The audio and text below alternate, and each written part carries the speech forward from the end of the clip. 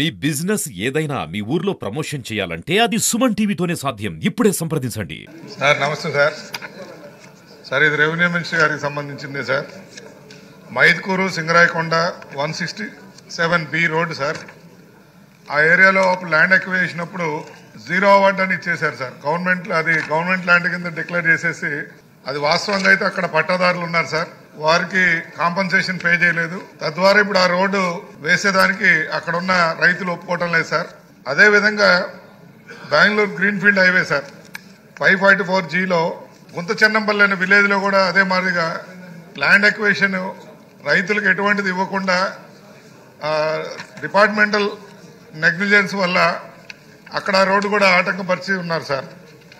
అదేవిధంగా Yerpedu to Hyderabad 565 bypass road sir 2014లో tender పిలిచారు సార్. అక్కడ బైపాస్లో రైతుల కాంపన్సేషన్ అది ఐడెంటిఫై చేయడంలో లోపం జరగడం వల్ల అక్కడ ఇబ్బంది జరుగుతూ ఉంది సార్. మరి అదేవిధంగా ఓవి రోడ్ ఉంది సార్, ఇదైతే 2021లో 57 సార్ స్టేట్ హైవే. ఇంతవరకు అది టెండర్ పిలిచింది 2021 సార్. ఇంతవరకు ల్యాండ్ ఎక్విజిషన్ జరగలేదు సార్. అక్కడ ఇప్పుడు రోడ్ వేయడానికి వచ్చారు కాంట్రాక్టర్ సార్, ల్యాండ్ ఎక్విజిషన్ అని చెప్పి పెండింగ్ పెడుతూ ఈ ప్రాజెక్ట్ డిలే అవుతుంది. అదేవిధంగా నడికుడి కాళహస్తి లైన్ సార్, ఈరోజు ఓవి రోడ్లోనే కందుకూరు పోయే దారిలో ఫ్లైఓవర్ కడుతున్నారు.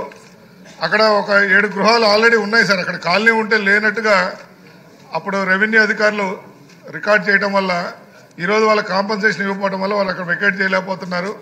అది మంత్రివర్యులు చొరవ తీసుకుని ఇవన్నీ చేయకపోతే మా కనిగిరి నియోజకవర్గంలోని హైవేస్ రోడ్లన్నీ కూడా ఆగిపోయే పరిస్థితి ఉంది. కాబట్టి మంత్రి గారి దృష్టి తీసుకెళ్లాలని కోరుతున్నాం.